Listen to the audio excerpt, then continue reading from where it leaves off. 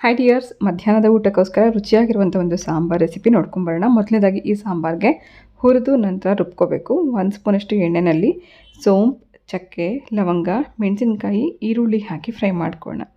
ಕುಕ್ಕರಲ್ಲೇ ಈ ಮಸಾಲೆ ಸಾಂಬಾರು ಮಾಡ್ತಾ ಇರೋದ್ರಿಂದ ಫಸ್ಟ್ ಈ ಮಸಾಲೆ ಎಲ್ಲ ಕುಕ್ಕರಲ್ಲೇ ಹುರ್ಕೋತಾ ಇದ್ದೀನಿ. ಇದ್ರ ಜೊತೆಗೆ 1 ಟೇಬಲ್ ಸ್ಪೂನಷ್ಟು ಧನಿಯಾ ಹಾಕಿ ಹುರ್ಕೊಂಡ ನಂತರ ಸಾಂಬಾರು ಗಟ್ಟಿ ಬರೋದಕ್ಕೋಸ್ಕರ 3 ಟೇಬಲ್ ಸ್ಪೂನಷ್ಟು ತೆಂಗಿನಕಾಯಿ ತುರಿ, 1 ಟೇಬಲ್ ಸ್ಪೂನಷ್ಟು ಹುರಿಗಡಲೆ, ಅರ್ಧ ಸ್ಪೂನಷ್ಟು ಗಸಗಸೆ ಹಾಕಿ ಫ್ರೈ ಮಾಡ್ಕೊಳ್ಳೋಣ. ಇದೆಲ್ಲ ಸ್ವಲ್ಪ ಹಸಿ ವಾಸನೆ ಹೋಗೋವರೆಗೂ ಹುರ್ಕೊಂಡ ನಂತರ ಮಿಕ್ಸಿ ಜಾರಲ್ಲಿ ಇದನ್ನು ಟ್ರಾನ್ಸ್ಫರ್ ಮಾಡ್ಕೊಂಡಿದ್ದೀನಿ. ಕುಕ್ಕರಲ್ಲೇ ಸಾಂಬಾರು ಮಾಡ್ತಿರೋದ್ರಿಂದ ಫಸ್ಟ್ ಇದರಲ್ಲಿ ಒಗ್ಗರಣೆ ಮಾಡ್ಕೊಂಬೇಡ. ಒಂದು ಸ್ವಲ್ಪ ಎಣ್ಣೆ ಹಾಕಿ ಸಾಸಿವೆ, ಈರುಳ್ಳಿ, ಕರಿಬೇವು ಹಾಕಿ ಹುರ್ಕೊಂಡ ನಂತರ ಫಸ್ಟೇ ಒಂದು 3 ಗಂಟೆ ನೆನೆಸಿಟ್ಕೊಂಡಿರೋಂಥ 1 ಕಪ್ಪಷ್ಟು ಕಡಲೆಬೇಳೆ ಹಾಕ್ಕೊಂಡಿದ್ದೀನಿ.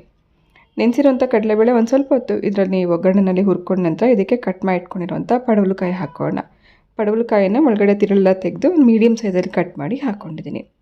ಇದೆಲ್ಲ ಹುರಿಯುವಂಥ ಟೈಮಲ್ಲೇ ರುಚಿಗೆ ಬೇಕಾಗುವಷ್ಟು ಉಪ್ಪು, ಸ್ವಲ್ಪ ಅರಿಶಿನ ಹಾಕಿ ಫ್ರೈ ಮಾಡ್ಕೋಬೇಕು. ಸಣ್ಣ ಊರಿನಲ್ಲಿ ಇದೆಲ್ಲ ಬೇಯುವಂಥ ಟೈಮಲ್ಲೇ ನಾವು ಇದಕ್ಕೆ ಮಸಾಲ ರುಬ್ಕೊಂಬೇಡ.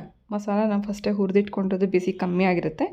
ಇದ್ರ ಜೊತೆಗೆ ಸ್ವಲ್ಪ ಶುಂಠಿ ಬೆಳ್ಳುಳ್ಳಿ ಪೇಸ್ಟ್, 1 ಸ್ಪೂನಷ್ಟು ರೆಡ್ ಚಿಲ್ಲಿ ಪೌಡ್ರ್ ಹಾಕಿ ಸ್ವಲ್ಪ ನೀರು ಹಾಕಿ ಮಸಾಲೆ ನುಣ್ಣಗೆ ರುಬ್ಬಿ ರೆಡಿ ಮಾಡ್ಕೋಬೇಕು.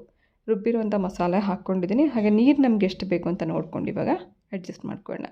ಮುದ್ದೆ, ಚಪಾತಿ, ಅನ್ನ ಎಲ್ಲದಕ್ಕೂ ನೀವು ಇದನ್ನು ತೊಗೋಬೋದು. ನಮ್ಗೆ ಎಷ್ಟು ಗಟ್ಟಿ ಬೇಕು ಅಂತ ನೋಡಿಕೊಂಡು ನೀರು ಹಾಕಿ ಟೇಸ್ಟೆಲ್ಲ ಚೆಕ್ ಮಾಡಿ ಲಿಡ್ ಕ್ಲೋಸ್ ಮಾಡಿ 3 ವಿಸಿಲ್ ಕೂಗಿಸ್ಕೊಂಡ್ರೆ ಕಡಲೆಬೇಳೆ ಮತ್ತು ಪಡವಲಕಾಯಿ ಹಾಕಿ ಮಾಡೋಂಥ ಮಸಾಲೆ ಸಾಂಬಾರು ರೆಡಿ ಆಯಿತು. ಇದಂತೂ ತುಂಬ ರುಚಿಯಾಗುತ್ತೆ ಮಸಾಲೆ ಸಾಂಬಾರು. ನೀವು ಒಂದ್ಸತಿ ಟ್ರೈ ಮಾಡಿ, ಬಹುಶಃ ನಿಮಗೂ ಇಷ್ಟ ಆಗುತ್ತೆ.